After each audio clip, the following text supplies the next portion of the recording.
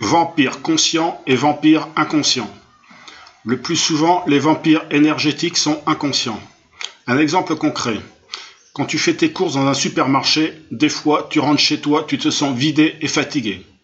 Tu as sûrement déjà ressenti ça. On a tous ressenti ça, il me semble. Je te signale que tu as été pompé énergétiquement par un vampire. Donc celui qui tente d'augmenter son système énergétique doit se méfier des autres, car cela peut être aussi ton propre conjoint qui te pompe sans que lui-même le sache. Ils sont partout. Comment reconnaître un vampire? Seulement quand tu as été pompé. Personnellement, j'évite la foule. Je préfère faire mes courses dans des petits magasins, même si c'est plus cher. Il y a moins de monde et donc moins de risque de tomber sur un vampire. Tu peux aussi faire tes courses dans un petit supermarché où tu ne rencontres pas de vampire à l'heure où tu y vas. Par exemple, entre midi et 2, par exemple, il y a moins de monde. Je ne sors que très rarement. Je reste chez moi, c'est entouré de murs et derrière chez moi, c'est la forêt. Je m'y sens bien.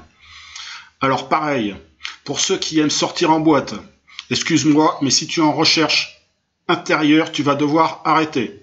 Si tu gagnes de l'énergie par ton travail intérieur et que tu perds de l'énergie à l'extérieur, ça sert à rien. Autant rien tenter pour gagner de l'énergie, ce que tu fais c'est de la merde.